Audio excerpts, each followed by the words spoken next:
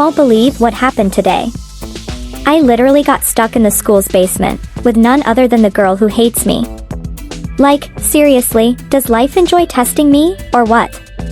It all started when Mrs. Roberts, our art teacher, asked us to grab some Halloween decorations from the basement. Me and Emily, yes, that Emily, the one who's been giving me death glares since 6th grade, were the lucky ones chosen for the task. I thought about switching, but you know when you just want to get something over with? Yeah, that was me. We headed down to the basement, which is creepy enough on a normal day, but with the Halloween vibe, it was like a scene out of a horror movie. At first, everything was fine, though tense, because, well, Emily was there. She stayed in her corner, and I stayed in mine, not saying a word. I figured it would be easy, grab the boxes and get out fast. Then came the drama. While we were searching for the decorations, the basement door slammed shut. I didn't think much of it at first, but when we tried to open it, surprise! Locked. And that's when panic set in. Emily, of course, went full drama queen immediately. "This is your fault," she shouted, as if I had planned on getting stuck with her. I tried to stay calm because freaking out wasn't going to help, but there I was, trapped with the one person who seemed to have made it her life mission to hate me. We started banging on the door, yelling, doing everything we could to get someone to hear us.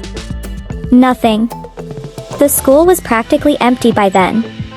The basement felt even creepier, with every sound echoing. I don't believe in ghosts much, but in that moment, anything seemed possible. After about 20 minutes of pointless attempts, we had to accept that we were stuck. Emily sat on the floor, annoyed and rolling her eyes, while I tried to think of a solution. But guess what? My phone had no signal. Great. Just perfect.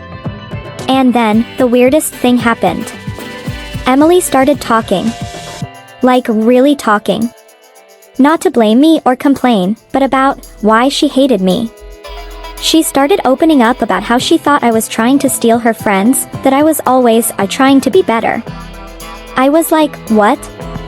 That was never my intention, but to her, it seemed like every time I got a better grade or made a new friend, it was a competition.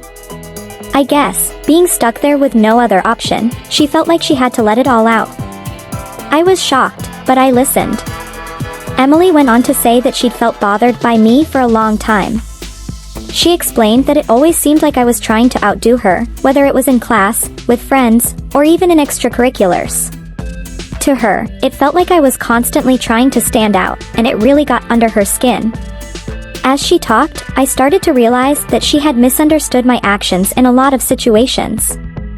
I never wanted to compete or outshine anyone on purpose, but from her perspective, I could see how it might have looked that way. When Emily finished, it was like a weight had been lifted from her shoulders, and I finally got to say my part. I told her I'd always seen her as this amazing, confident, popular person, and I never imagined she saw me as a rival. I also said that all I ever wanted was to feel good at school and with the people around me. I never intended for there to be any competition between us, and I was honestly surprised to find out she saw our relationship that way. It was strange, at first, to exchange such personal thoughts, considering that up until that moment, we both only saw each other as adversaries in something that, to me, didn't even exist. As we remained locked in there, the atmosphere seemed less heavy. The tension between us lessened a bit, but it was still somewhat uncomfortable. It was like we were both processing everything we had just said. The silence between us was different now, no longer filled with anger or resentment, but rather with a sense of mutual reflection. The conversation somehow began to shift. We started talking about trivial things, like the latest school party, the series she was watching, and even about the Halloween decorations we were trying to get when all of this started. It wasn't anything deep, but at least the vibe was lighter.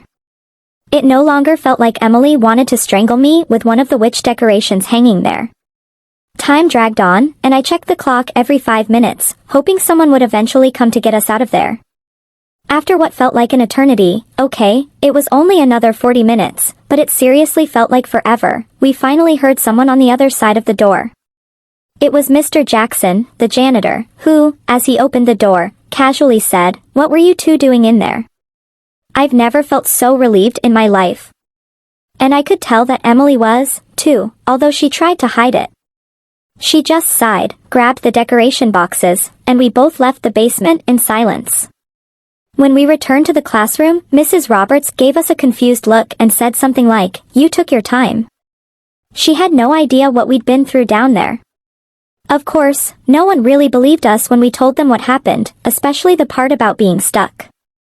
They probably thought we were just trying to skip class or something. But honestly, I think being stuck with Emily was the best thing that could have happened.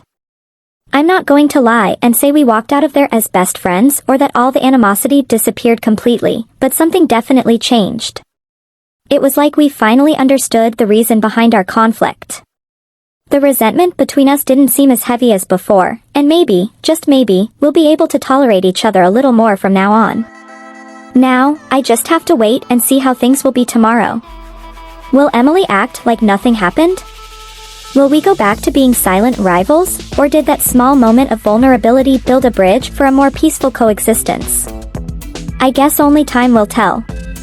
Maybe, if we're lucky, we can even manage to be a bit friendlier in the future. It'll be interesting to see how things unfold. And that's it, dear diary. A day that started like any other ended with a mini therapy session in the school's basement. Who would have thought I'd end up seeing a completely different side of Emily and that, in some way, it would help ease all that tension between us. In the end, I guess being stuck with her wasn't so bad after all. Good thing Mr. Jackson showed up when he did, because one more minute in there and I might have lost my mind. Now, let's see what tomorrow brings. Oh, and if you were paying attention while choosing between Lisa or Lena, here's the question: who was stuck with me in the basement? Let me know in the comments.